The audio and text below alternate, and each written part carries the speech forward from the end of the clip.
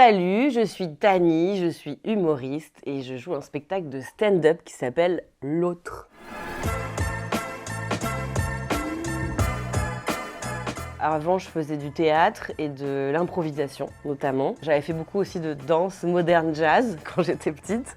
Et la scène, ça a toujours été un endroit où je m'épanouissais, je pouvais m'exprimer d'une autre façon. J'étais quelqu'un d'assez timide quand j'étais petite. Puis donc à Paris, j'ai découvert le stand-up, les premiers comédie clubs et ça m'a trop donné envie. C'était un moment de ma vie où j'avais envie de dire des choses aussi. C'est mon parcours en fait débute sur mon enfance en Normandie et de ce que c'est que d'être une petite fille métisse dans un environnement très blanc et très campagnard. Ça parle de mes cheveux que j'ai beaucoup maltraités. Ça parle ensuite de mon coming out, de ma découverte du féminisme. Qu'est-ce que c'est qu'être une personne queer aujourd'hui, racisée. C'est amener les gens à décaler le regard, à comprendre ce que nous on peut vivre, d'essayer de rire de ces situations pour les traiter et pour essayer de les comprendre. C'est vrai que par ce spectacle, moi aussi, j'essaie finalement de donner la représentation que je n'ai pas eue, quoi.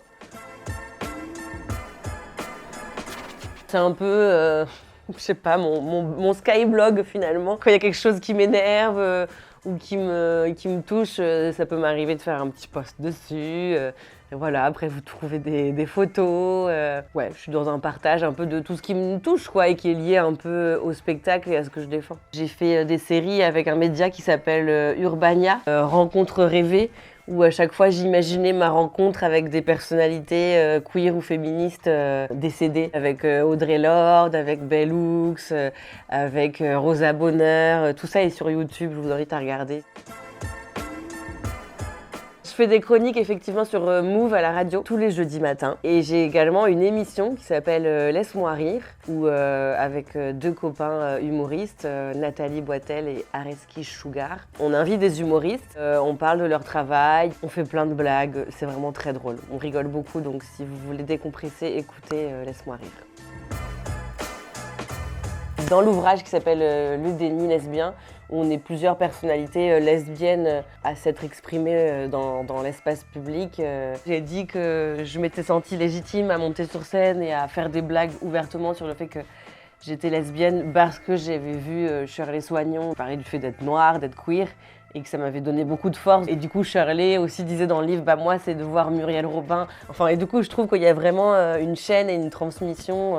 C'est là la preuve que la représentation, c'est hyper important. Donc, je me souviens que la première fois où il y a eu un peu un article sur mon travail, c'était un journal normand qui avait dit Tani, humoriste lesbienne normande, part en tournée. Et dans les commentaires, il y avait plein de gens qui disaient mais pourquoi vous précisez qu'elle est lesbienne? C'est impoli. Enfin, quand je dis que je suis lesbienne, pour moi, je suis pas en train de dire je couche avec des meufs. Pour moi, lesbienne, c'est autre chose, c'est s'affranchir des normes, c'est sortir de l'hétéronormativité, c'est une libération qui dépasse la pratique sexuelle, quoi.